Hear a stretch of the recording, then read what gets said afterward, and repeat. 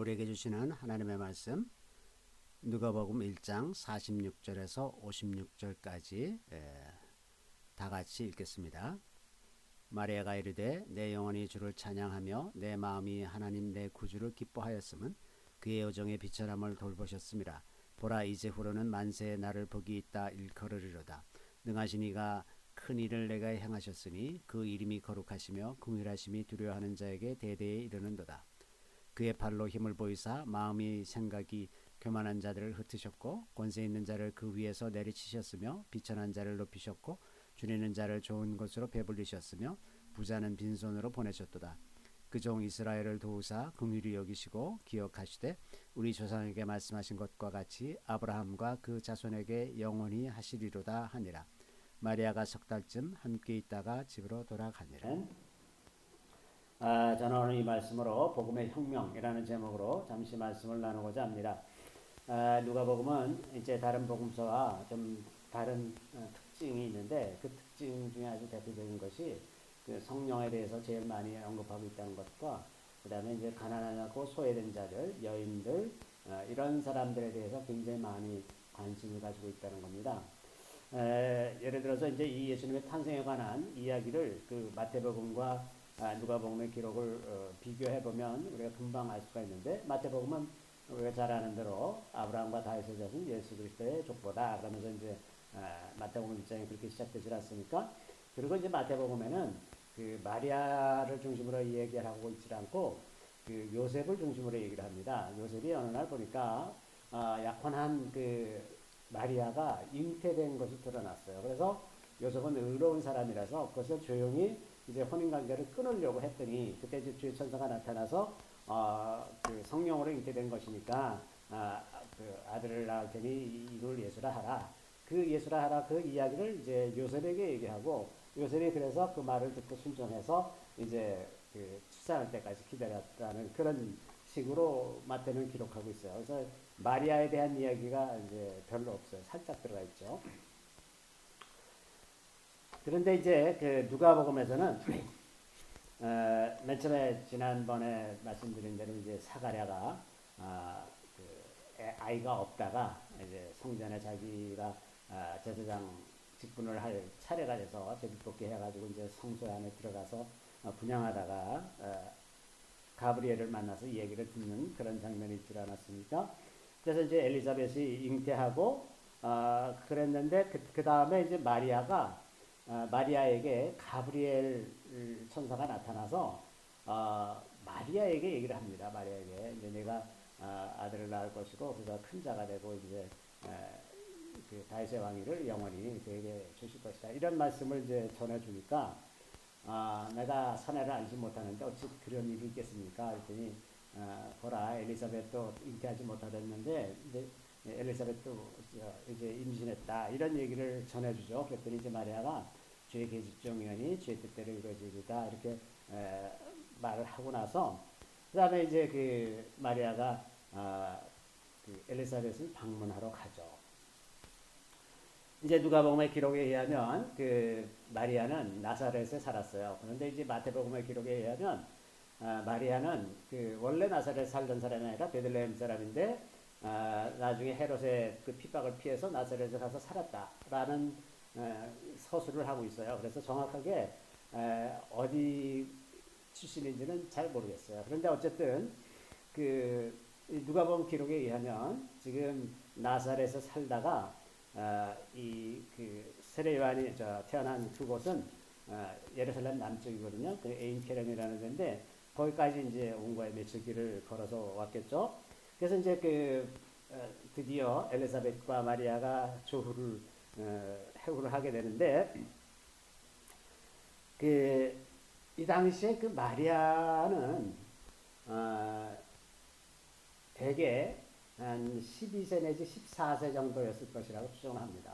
그 당시에 초경 때쯤에 결혼을 하곤 했었어요. 그러니까 12살이나 14살 정도면 이제 결혼을 하는 나이였기 때문에 마리아가 아마 14세, 기껏해야 14세 정도였을 거죠. 아주 소녀입니다. 중학교 2학년 수준이 아니겠습니까?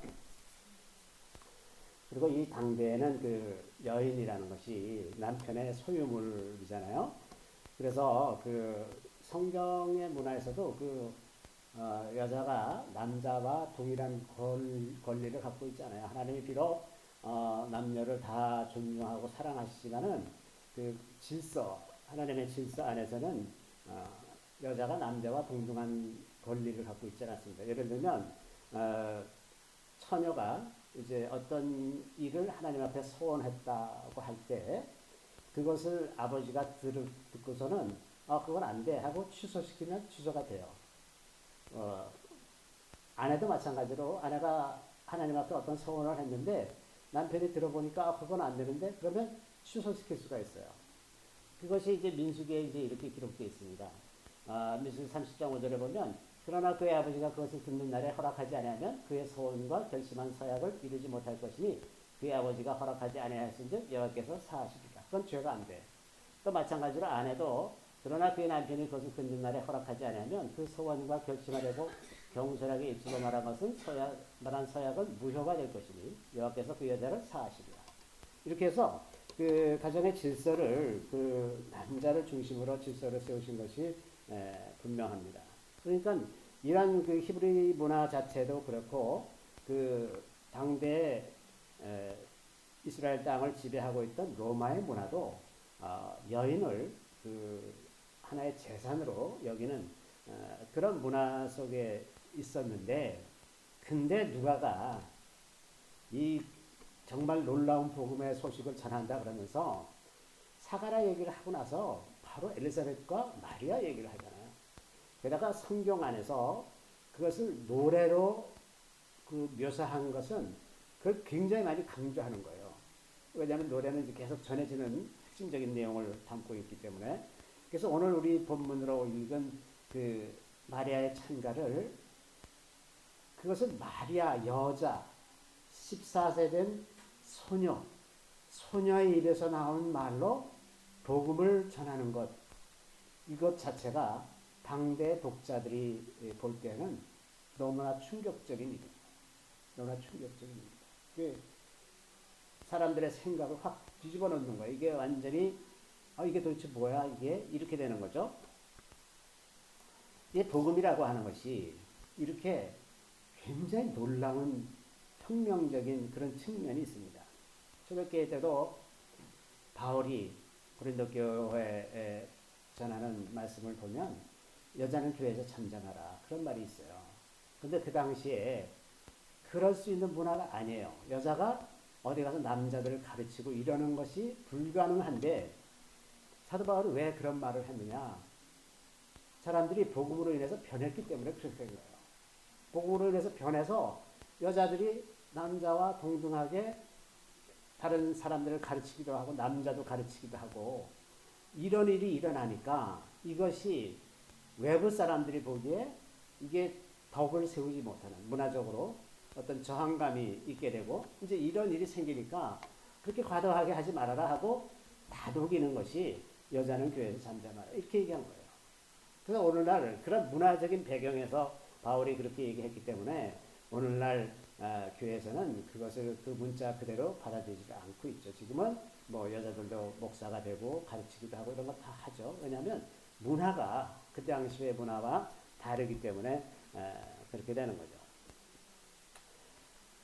이렇게 그 복음이라는 것은 굉장히 혁명적인 사회 구조를 뒤집어 엎는 그런 혁명적인 요소들이 있다 하는 겁니다. 오늘 마리아가 전하는 복음에서도 그것을 우리가 알아볼 수가 있는데, 이 오늘의 본문은 카톨릭교에서는 이걸 매우 중요하게 생각합니다. 물론 카톨릭교에서는 이제 마리아를 숭상하기 때문에 더 그렇지만 이것을, 이게 왜 T자가 이거 넘어갔네요. 이거 T자 절로 가야 되는 겁니다. 마니피카라는 그 라틴어 그 찬양, 라틴어로 된 이 오늘 본문의 첫 구절이 이제 마니피카인데 찬양하다 그런 겁니다. 영어로는 같은 어원에서 magnify the Lord 이렇게 하잖아요. 하나님을 찬양하라 이렇게 magnify 같은 어원이죠. 이게 이제 그 바하가 마니피카라는 노래를 작곡을 해서 한 30분쯤 돼요. 그 아주 처음에 굉장히 웅장한 합창곡으로 시작하는 그 노래가 있는데 이제 이거를 가지고 한 거죠. 자, 여기 이제 보면 오늘 본문에 이제 46절, 47절에 보면 마리아가 내가 이제 주를 찬양하고 주를 기뻐한다. 왜냐하면 이 여종의 비천함을 돌보셨습니다. 이러면서 찬양하잖아요. 오늘 우리가 이제 은정자매가 작곡한 그 노래로 이 노래를 들었는데 이 여종의 비천함을 돌보셨다. 그 당시에 여인이 사회적으로 비천하죠. 그리고 어린 소녀이기 때문에 아무도 그에게 귀를 기울이거나 이렇게 할 일이 없는 그런 그 사회적 위치죠. 그런 위치이기 때문에 비천하기도 합니다. 그런데 비천함이라고 하는 것은 그 사람의 그 영적인 상태가 더 중요하죠. 사실은 이 마리아만 비천한 것이 아니라 모든 사람은 하나님 앞에서 다 비천한 존재라는 거죠. 정말 보잘것없는 존재. 잠깐 보이다가 사라지는 안개 같은 존재고 땅에 흩어지는 먼지 같은 존재. 그런 먼지 같은 존재가 우리의 본질이라고 하는 겁니다. 그래서 참으로 비천함이라는 것, 우리가 비천하다는 것을 깨닫는 사람이 복음을 받아들이고 말할 수가 있게 되는 겁니다. 그런데 그 비천한 자기에게 하나님께서 일하셔서 놀라운 방식으로 자기가 임신을 하게 됐어요. 그런데 이게 그 당시에 이 처녀가 임신했으면 그건 돌에 맞아 죽는 겁니다. 그 다음 코스는. 그게 세상에 드러났으면 가늠한 여인. 그래서 그냥 돌에 맞아 죽어도 뭐 어떻게 한마디 할 수 없는 그런 상황이죠. 그러니까 이미 굉장히 큰 위험을 지금 감수하고 있는 거예요. 마리아가 그렇게 큰 위험을 감수하고 있으면서 하나님을 찬양하고 기뻐하는 거예요. 내가 이렇게 어렵게 만든 내 상황을 만약에 마리아가 막 이웃들 다른 사람들의 시선을 너무나 생각하고 이러는 사람이었다면 아마 막 정신병에 걸려서 미칠 것 같았을 거예요. 도대체 이걸 어떻게 해야 되나? 왜 하나님이 나한테 이렇게 어려운 일을 주시나? 그러면서 아주 펑펑 울고 지냈을지도 모를 텐데 이 마리아가 이제 이후로는 만세 나를 복이 있다 이 글을 읽어봐. 굉장한 거죠. 굉장한 일입니다. 그러면서 이제 그 하나님께서 내게 큰 일을 행하시고 하나님의 거룩하심을 찬양하신다. 그러면서 하나님의 긍휼이 하나님을 경외하는 모든 자들에게 미친다는 이런 놀라운 이야기를 하고 그 다음에 이제 51절부터 54절에 그때 이제 여기 중요한 얘기를 하는데 여기 보면 그의 팔로 힘을 보이사 마음의 생각이 교만한 자를 흩으셨고 교만한 자를 흩으십니다. 세상은 다 높아지고 다른 사람 앞에서 교만하고 힘이 있어 보이기를 원해요. 그런데 하나님께서 하시는 일은 교만한 자들을 흩으시고 권세 있는 자들을 내리치시고 비천한 자를 높이시고 또 줄이는 자를 배불리시고 부자는 빈손으로 가게 하시고 이게 뭡니까? 세상을 완전히 뒤집어 엎는 거예요. 세상을 완전히 뒤집어 엎습니다. 이렇게 세상을 완전히 뒤집어 엎는 이것이 하나님의 언약이라는 거예요. 55절에 보면 우리 조상에게 말씀하신 것과 같이 아브라함과 그 자손에게 영원히 하시리로다. 그 언약에 따라서 하나님께서 교만한 자를 꺾으시고 권세 있는 자를 내리치시고 비천한 자를 높이시며 줄이는 자를 배부르시고 부자는 빈손으로 가게 하십니다. 마리아가 자기가 경험한 한 사건, 나같이 비천한 여인에게 하나님께서 성령으로 놀라운 일을 행하셔서 임신을 했어. 그래서 내가 참 생명이 위험한 그런 상황이 됐는데 그 가운데서 마리아가 하는 이야기가 이런 찬양을 하는 거예요. 너무나 놀랍지 않습니까? 자기 인생을 뒤집어 엎으신 하나님께서 교만한 자들을 꺾으시고 부자를 빈손으로 가게 하시고 권세 있는 자를 내리치시는 이런 일을 하실 거라는 놀라운 복음을 이제 선포하게 된다고 하는 겁니다. 실제로 복음이라고 하는 것은 세상과 거슬러서 사는 것을 이야기하고 있어요.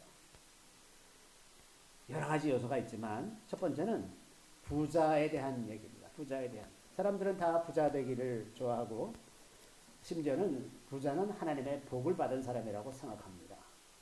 예수님 당시에도 바리새인들과 서기관들과 사두개인들 이런 계층들이 그 10%가 안 되는 소수의 사람들이 전국의 부의 90% 이상을 소유하고 있었고 나머지 90%의 사람들은 하루에 한 끼 먹는 수준으로 가난했다고요. 그래서 그 당시에 유대인들의 눈에 봤을 때는 잘 믿는 사람은 하나님께서 복을 주시는구나. 저렇게 돈도 잘 벌고 사회적인 지위도 높고 그래서 어디 가서 떵떵거리면서 기도하고 기도할 때도 서서 막 하늘 쳐다보고 막 큰 소리를 이렇게 기도하는 이런 사람들로 채워져 있는 그 지배계층 그런 시대였었어요. 그러니까 부는 하나님의 복이라는 생각이 강렬했던 그 시대에 그래서 그 사람들이 하나님의 복을 받고 이 땅에서 사는 것 같이 천국에도 그 사람들이 갈 거라고 생각을 했는데 예수님이 와서 그러시잖아요. 부자는 하늘나라 가기가 낙타가 바늘구멍 들어가는 것보다 더 어렵다. 그리고 바리새인들 서기관들에 대해서 이 독사의 자식들아 이러면서 욕을 하시잖아요. 그래서 그 사람들은 천국에 들어가기가 어렵다. 그러니까 사람들이 얼마나 충격을 받았는지 몰라요. 왜?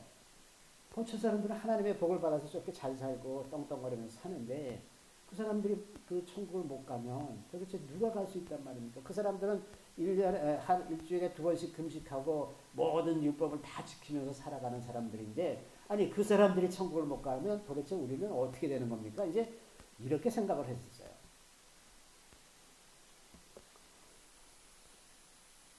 그 천국이라고 하는 것이 부자를 위한 자리가 아니라는 것이 하나님 주님은 계속해서 말씀하시지 않았습니까? 그래서 그 야고보서 5장 1절부터 3절에 보면 들으라 부한 자들아 너희에게 이 말 고생하러 말미암아 울고 통곡하라. 너희 재물은 썩었고 너희 옷은 좀 먹었으며 너희 금과 은은 녹이 슬었으니 이 녹이 너희에게 증거가 되며 불같이 너희 살을 먹으리라. 너희가 말세에 재물을 쌓으리라.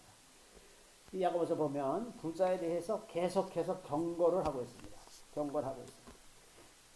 가난한 자들에 대해서 이렇게 경고할 일은 별로 없어요. 근데 부자에 대해서는 경고할 일이 많습니다. 왜? 재물을 쌓아놓고 있어. 쌓아놓고서 나눠주지 않으면서 자기 혼자 계속 잘 먹고 잘 살겠다고 쌓아두고 사는 사람들 이런 사람들을 이제 얘기하는 거죠. 또 한 부자 청년이 예수께 와가지고 내가 어떻게 하여 영생을 얻겠습니까? 이렇게 얘기하니까 예수님이 말씀하시기를 이런 계명들을 다 지켜라 그랬더니 네 다 그러면 다 잘 지켰습니다. 그랬더니 네게 한 가지 부족한 것이 있는데 가서 네 재물을 다 팔아 가난한 자들에게 주고 너는 나를 따르라. 그랬더니 거기서 딱 막혀버렸잖아요. 근심하며 가니라.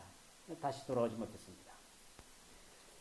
또 예수님이 산상수훈에서 가르치실 때 누가복음 기록에 의하면 이렇게 기록되어 있어요. 예수께서 눈을 들어 제자들을 보시고 이르시되 너희 가난한 자는 복이 있나니 하나님의 나라가 너희 것이다. 너희 가난한 자는 복이 있나니 하나님의 나라가 너희 것이다. 이렇게 말하죠. 마태는 여기에 그 가난이라는 거의 본질이 뭐냐면 심령이 가난한 것이다 라는 것을 생각하고 심령이 가난한 자는 복이 있나니 천국이 너희 것이다. 이렇게 기록하고 있습니다. 어쨌든 가난한 자가 복이 있다고 하는 것이 주님이 하시는 말씀이죠. 물론 그것이 물리적으로 가난한 것도 포함되지만 더 내면적으로 영적으로 가난한 것. 우리가 하나님 앞에서 가질 것이 내세울 것이 아무것도 없는 그런 존재라는 것. 우리가 우리 구원을 위해서 하나님 앞에 티끌만큼이라도 내놓을 것이 없다는 것을 그것을 바르게 이해하고 인식하고 있는 사람 이런 사람들이 진정으로 가난한 사람이라고 하는 겁니다. 그런데 부자는 물리적인 부자는 대개 돈을 의지하며 살죠. 그건 아주 당연하게 사람 마음이 그렇게 되는 겁니다. 그래서 가난한 자는 부자들보다 그 마음에 있어서 하나님께 가까이 갈 가능성이 훨씬 더 많이 있습니다. 어려우니까. 부자는 성전에 와서 기도할 때 자기의 의와 헌금을 막 자랑하면서 기도하는데 가난한 여인은 자기 생활비 다 놓고 가고서도 그걸 많이 했다고 말할 수가 없어. 두렛돈 정말 푼돈 넣고 갔어요. 그래갖고 뭐 자기가 자랑할 거라고 생각을 안 하는데 주님 보시기에는 생활비를 다 모은 저 여인이 정말 온전한 헌신을 하고 있다고 칭찬을 하시죠. 부자들은 이 땅에서 헌금을 하고 봉사를 하면서도 막 티를 내고 내가 이렇게 선한 일을 많이 해, 내가 이런 좋은 일을 많이 해, 그러면서 자기의 목적을 달성하는 겁니다. 자기의 상을 다 받았어요, 이 땅에서. 그래서 이런 사람들에게는 하나님께서 하늘나라에서 주실 상이 없다, 이렇게 말씀하시는 거죠. 부자도 그 심령이 가난해질 수가 있습니다. 그게 이제 그런 부자가 돼야 되는 거죠. 부자가 된다면 자기의 소유한 것을 자기의 의지로 삼지 않고 계속해서 하나님을 의지하며 사는 것입니다. 그 소유가 자기 것이 아니고 하나님께서 맡겨주신 것에 불과하다는 것을 깊이 인식하고 그것을 하나님의 뜻대로 재물을 사용하는 사람들, 그런 사람들은 아무리 부가 많아도 그것이 그 사람을 흔들지 못하게 되겠죠. 그래서 부하 대 부를 의지하지 않는 것, 그것이 가장 이상적이지만 이것은 정말 많은 믿음의 훈련과 정진이 필요한 그런 결과일 것입니다. 그냥 사람이 맨 처음부터 돈이 많은데 하나님을 온전히 의지하겠습니까? 돈으로 해결할 수 있는 게 얼마나 많은데. 그렇죠? 그래서 복음이라고 하는 것은 세상이 추구하는 부자가 되는 그것을 추구하는 것이 아니라 가난해지는 것이 좋다고 말하는 이것이 복음의 역설이에요. 그러니까 다른 사람들은 다 부자가 되려고 하는데 굳이 그렇게 살지 않아도 된다는 것을 아는 것. 그것이 크리스찬들이라고 하는 겁니다. 두 번째는 권세에 관한 것입니다. 권세. 사람들은 다 권력을 추구하고 사람들 위해 군림하고 영향력을 행사해서 그들이 나한테 거스르지 못하게 하고 나를 해치지 못하게 하려는 그런 권력을 갖기를 원하죠. 그래서 권력을 가진 사람들은 결코 그것을 스스로 내려놓으려고 하지 않습니다. 요즘 많은 논란들, 정치계에서 많은 논란들이 있는 것 중에 국민들이 다 싫어하고 제발 이렇게 좀 했으면 좋겠다 하는 거, 그게 뭡니까? 국회의원 특권 내려놓는 거, 여러 번 못하게 하는 거, 이런 거 국회의원이 5번, 10번 할 필요가 없어요. 한 번 하나, 두 번 하나 하는 짓이 똑같잖아. 응? 한 번만 하고 내려와도 다 그냥 아무것도 안 해, 아무것도 안 해. 그리고 얼마나 많은 특권이 있습니까? 그런 특권을 내려놓자 그러면 다 벌떼같이 일어나서 반발하잖아. 왜? 권력이란 게 그런 거예요. 권력이란. 예수님 당시에도 예수님의 제자들 사이에서 누가 더 높은 자리를 차지할 것이냐. 응? 그래서 야고보와 요한의 어머니가 예수님한테 찾아와서 당신이 이제 하나님 나라에 임할 때 우리 아들들 당신 좌우편에 좀 앉게 해주세요. 로비를 하잖아요. 치맛바람, 이게 1세기판 치맛바람 아닙니까? 그런데 예수님이 이제 좌우에 누가 앉든지 그건 하나님께서 정하신 것이고, 그러면 이런 말씀 하시죠. 누구든지 크게 되고자 하는 자는 다른 사람을 섬기는 자가 되어야 한다. 그러시면서 예수님께서 이렇게 말씀하세요. 예수께서 제자를 불러다가 이르실 때 이방인의 집권자들이 그들을 임의로 주관하고 그 고관들이 그들에게 권세를 부리는 줄을 너희가 알거니와, 임의로 권세를 막 부리는 것, 이것이 이제 권력 잡은 자들이 하고 싶어 하는 거죠. 자기 마음대로 하고 싶은 거예요. 너희 중에는 그렇지 않아야 하나니 너희 중에 누구든지 크고자 하는 자는 너희를 섬기는 자가 되고 너희 중에 누구든지 으뜸이 되고자 하는 자는 너희의 종이 되어야 하리라. 인자가 온 것은 섬김을 받으려 함이 아니라 도리어 섬기려 하고 자기 목숨을 많은 사람의 대속물로 주려 합니다. 자, 세상 사람들은 다 다른 사람들을 통제하고 권력을 행사하려고 그렇게 하는데 너희들이 가야 하는 길은 그 길이 아니라 섬기는 길이다. 종이 되어라, 종이. 노예가 되어라, 노예가. 그래야 너희가 큰 사람이 되는 거다. 그러니까 세상이 추구하는 것과 정반대의 길을 얘기하고 있는 거예요. 그래서 사실은 정반대의 길을 얘기하기 때문에 세상에서 저항이 없어. 내가 가난해지고자 하는데 나한테 시비 거는 사람 없고, 내가 종이 되고자 하는데 시비 거는 사람 없죠. 응? 내가 남들도 같이 경쟁하면서 그 부를 취하려고 하고 권세를 잡으려고 하면 얼마나 나를 견제하고 나를 방해하고 회방하는 사람들이 많겠어요. 그런데 반대의 길로 가면 아무도 방해하는 사람 없어요.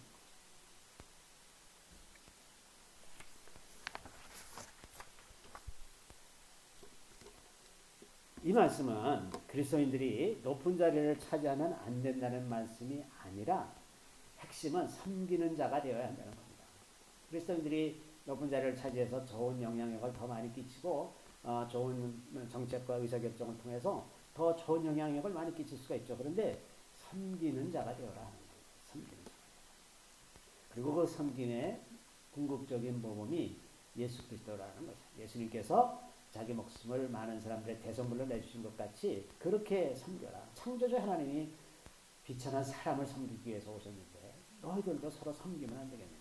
이제 이 말씀을 하는 거죠. 이것이 하나님 나라 복음의 역설입니다. 반대로 가는 거예요. 반대로. 또 세 번째는 강한 것.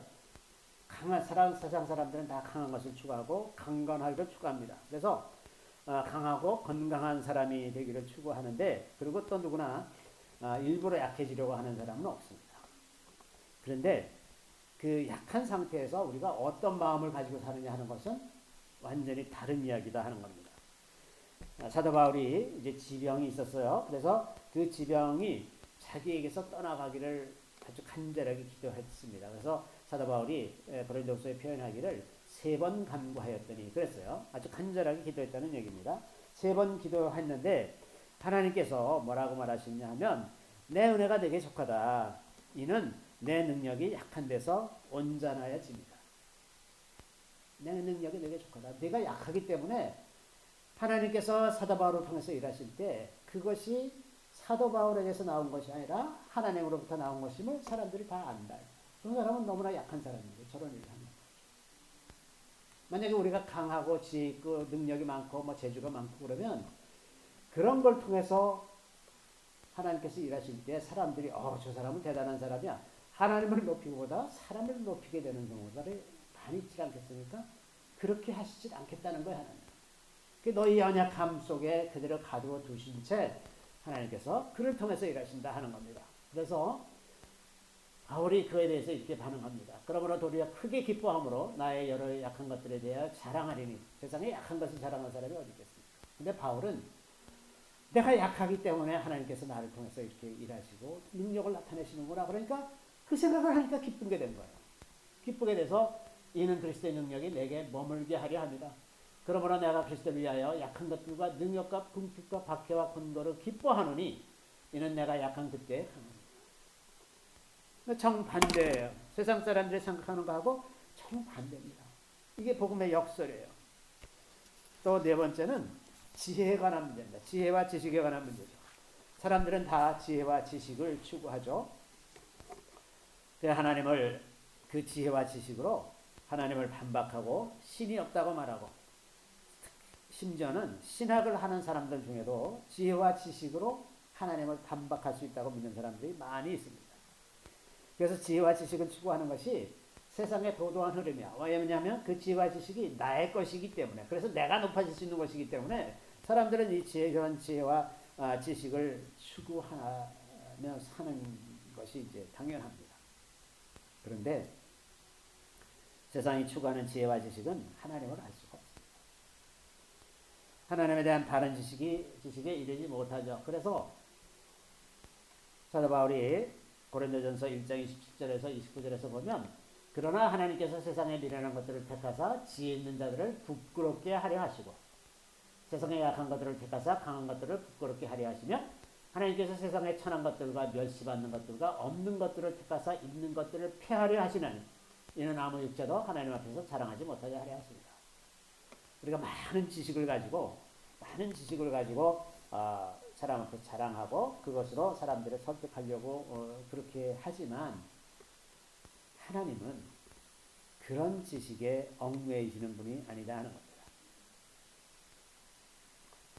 그래서 초대교회 사도들은 베드로, 야고보, 요한 이런 사람들처럼 되게 다 공부 못한 사람들이에요. 당대에 그 바리새인이나 서기관들 이런 사람들은 율법학교에서 많은 것들을 공부하고 그렇게 학식이 많아서 언변도 출중하고 예전에는 그 고대 이 시절에는 이 말하는 훈련이 굉장히 중요한 교육 내용이었어요. 그러니까 공부를 한 사람들은 언변이 아주 뛰어납니다. 말을 너무나 설득력 있게 잘하는데 그 이제 이런 바리새인들과 서기관들이 그런 훈련을 받은 사람들인데 이저 베드로 같이 평범한 사람 이 일자무식자인가 성령 받고 그 설교를 하는데 기가 막히게 하지 않습니까?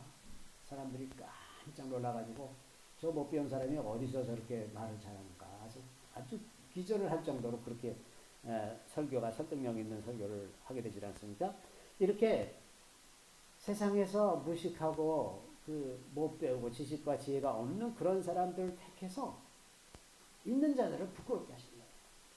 그게 하나님으로부터 왔다는 것을 누구나 다 인정할 수밖에 없는 그런 상태에서 사용하신다는 겁니다.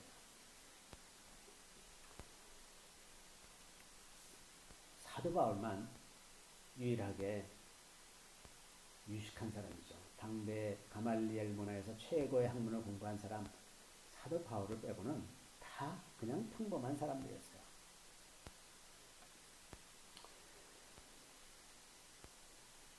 복음이라고 하는 것은 이렇게 세상의 가치를 정면으로 거스르는 겁니다.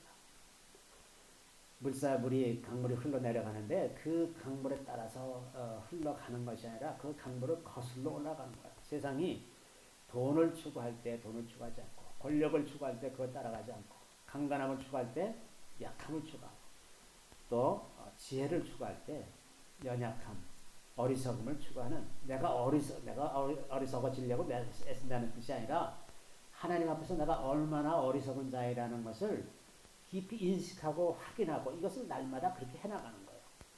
우리가 조금 오래 믿으면 나도 이제 좀 뭐 좀 알아. 그게 아니라 우리가 계속해서 하나님 앞에서 아는 것이 없다. 능력이 없다는 것을 반복적으로 인식하고 확인하고 그래서 계속해서 하나님을 의지하면서 살아가는 것 그것이 이제 복음의 능력 아닙니까? 그래서 복음이라고 하는 것은 세상의 방법을 완전히 거스르는 거죠. 거슬러 사는 것이 세상의 이 복음의 능력이고 그래서 거기서부터 나를 변화시키고 사회를 변화시키고 나라를 변화시키는 힘이 나오는 겁니다. 거꾸로 감으로써 똑같이 가는 게 아니라 거꾸로 감으로써 복음의 능력이 나타나는 거죠. 1907년 부흥이 이 땅에 불어닥칠 때 당시에 아직 조선이 망하기 전에 조선이 견고한 그 신분사회였지 않습니까? 조선이 왜 망했습니까? 양반이 상민들을 이런저런 핑계로 다 수탈하고 그래서 도대체 사람들이 일할 의욕이 없어. 왜냐하면 일해서 조금 좀 해나가면 다 이 핑계 저 핑계 대고 다 뺏어가고 왜 일을 하겠습니까? 일을 안 하죠. 선교사들이 와서 보니까 너무나 게으르고 맨날 술만 먹고 있고 그렇게 그런 시대였었어요. 왜? 일해봤자 다 빼지니까. 그 신분제도 때문에 상민은 양반의 무덤에 그 앞을 지나가지도 못해. 그림자를 만들면 안 돼요. 죽어서도 양반이야, 양반.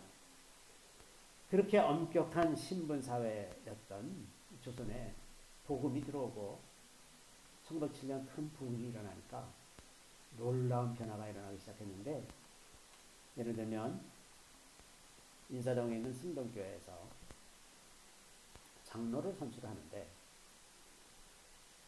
거기에는 백정 출신도 있었고 양반도 있었어요. 근데 투표를 했는데 백정이 장로가 됐어요.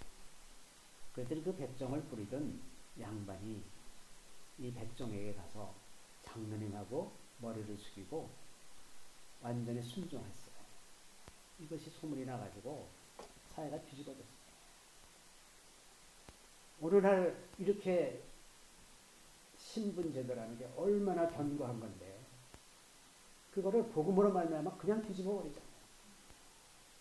여러분 오늘날 인도 같은 사회를 보세요. 그 신분제도 몇천 년 동안 내려오는 신분제도가 절대 안 바뀝니다. 바뀔 수가 없어요. 복음으로 말미암아 이런 일들이 이 나라 곳곳에서 일어나고 그리고 나라가 망하고 조선이 망해서 얼마나 다행인지 몰라요. 나라가 망하니까 양반들 백성들을 수탈하는 양반들이 몰락하게 되고 그리고 공식적으로 신분제도를 폐지한 것은 일제가 한 일이에요. 일제가. 우리가 스스로 한 일이 아니었습니다. 일제시대 때 신분제도를 공식적으로 없앴어요. 그러고 나서 해방공간에 혼란이 있었고 6.25가 터지고 6.25가 터지기 직전에 이승만 대통령이 농지개혁을 합니다. 1949년. 그래서 지주들 땅을 다 채권 발행해서 땅을 다 몰수하고 다 사람들에게 나눠줬잖아요. 공평하게. 그래서 신분제도가 다 사실상 없어지게 된 거죠. 그리고 6.25를 거치면서 북한에서 수백만 명의 사람들이 남한으로 내려오고 그래서 막 섞이고 그래서 그 사람들이 월남한 사람들이 남대문 동대문에서 장사를 하면서 산업을 일으키고 이렇게 해서 세상이 이렇게 다 뒤집어지는 이런 역사가 20세기에 이 한국 땅에서 이루어졌기 때문에 오늘날 대한민국은 전 세계에서 가장 자유로운 민주주의 국가 중에 하나가 됐습니다. 제 생각에는 한국만큼 자유를 누리는 나라가 없어요. 그리고 요즘 한류, K-팝, K-문화 그 바탕이 뭡니까? 자유거든요. 여러분 그 일본이나 태국 같은 나라를 보면 아시아에서 남에게 점령당하지 않은 나라예요. 그래서 일본은 아직도 대대로 귀족인 집안의 자녀들이 국회의원을 합니다. 일본은 그런 그 신분이 완전히 뒤집어지는 역사가 없었기 때문에 옛날에 그 전통적인 그 동네 어른이라든지 이런 사람들이 아주 계속 짓누르는 게 있어요. 그 자유롭지가 않습니다. 한국이 마치 미국이 건국할 때 다 신분이 없는 상태에서 시작했어요. 그렇죠? 다 청교도들 별 볼 없던 사람들이 이제 미국으로 건너와서 거기서 다시 시작한 나라가 미국 아닙니까? 그래서 미국이 완전히 자유로운 나라로 시작할 수 있었던 것처럼 한국이 그런 과정을 거쳤기 때문에 자유로운 나라가 됐고 그것이 여러 가지 요인이 있지만 어쨌든 그중에 굉장히 중요한 요인 중 하나 그 사람의 의식을 바꾸는 일을 기독교가 했고 그 복음으로 말미암아 이 나라가 지금 이렇게 바뀌었다고 하는 겁니다. 또 이승만 대통령이라고 하는 걸출한 지도자가 다른 신생 국가들이 다 사회주의 체제를 채택하고 있을 때 자유민주주의 체제를 채택해서 제도적인 정치를 만들었고 박정희 대통령이 경제 발전을 했고 이것들이 진정한 자유민주주의의 핵심적인 요소지 운동권들이 데모해서 된 게 아닙니다. 저절로 그렇게 돼 있도록 돼 있는 거예요. 데모한 사람들도 약간의 기여가 있겠지만 자기들이 주장하는 것처럼 자기들이 민주화했다. 천만의 말씀입니다. 천만의 만만의 말씀. 이러한 능력이 어디서부터 왔느냐 이렇게 보면 복음이 이 사회를 변화시킨 그 능력을 우리가 결코 과소평가하면 안 된다는 겁니다. 그리고 오늘날에도 이 사회의 유일한 소망은 다시 복음이에요. 복음이 아니면 이렇게 갈갈이 찢기고 분열을 일으키고 있는 이것을 치유할 수 있는 방법이 없다고 하는 겁니다. 오직 복음으로만. 이 땅에도 그렇고 이스라엘에도 마찬가지입니다. 아랍과 유대인들이 어떻게 화합해서 하나로 살 수가 있었는가? 그게 언제 가능한가? 역사에 기록이 있어요. 다윗 시대 같은 때는 이방인과 유대인이 차별 없이 하나로 살았다는 것을 우리가 성경을 통해서 다 볼 수가 있거든요. 다윗의 근위병들, 그 다윗의 모사들 중에 이방인들이 얼마나 만나는지 모르겠어요. 그래서 복음으로 사회가 변화되고 진정으로 평화로운 그런 사회가 될 수가 있는데 그래서 그것이 순전하게 복음을 믿는 복음의 능력이 우리를 통해서 나타나야 된다 하는 것이고 그 복음의 능력은 오늘 말씀드린 바와 같이 세상을 거스르는 능력입니다. 거슬러서 살아도 괜찮다는 것을 알아야 됩니다. 그걸 두려워하면, 복음의 능력을 두려워하면 우리에게 무슨 능력이 있습니까? 남들처럼 돈이 있어요? 권세가 있어요? 지혜롭습니까? 아니잖아요. 복음에 순종하는 능력, 복음대로 살고자 하는 그 능력이 우리의 삶을 변화시키고 이 나라를 변화시키고 세계를 바꿀 수 있는 그 힘이 된다고 하는 것을 우리가 기억할 수 있기를 바랍니다. 잠시 기도하겠습니다. 주님을 찬양합니다. 주님 복음으로 말미암아 이 나라가 크게 복을 받아서 이렇게 큰 번영과 이런 큰 복을 누리면서 사는데 우리가 그 복음의 능력을 상실하고 세상과 동조되어서 돈을 사랑하고 권력을 사랑하고 강함을 주장하며 세상의 지혜를 앞세우며 살아왔던 모든 어리석고 미련한 것들을 다 용서하여 주시기를 원합니다. 우리의 마음이 새로워지게 되기를 구합니다.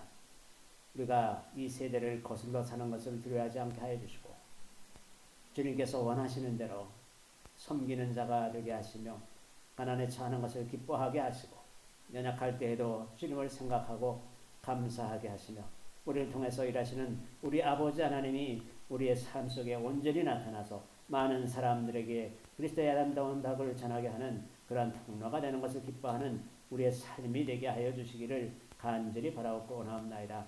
주님을 찬양합니다. 주님 이제 마지막 때에 주님께서 열방 가운데서 이제 큰 추수를 행하시며 많은 일을 행하시고자 할 때 저희들이 그 중에 있게 하사 저희들이 한 사람이라도 빠짐없이 다 이 일에 기쁨으로 동참하는 자들이 다 되게 하여 주시기를 우리 구주 예수 그리스도의 이름으로 감사하며 엎드리옵나이다.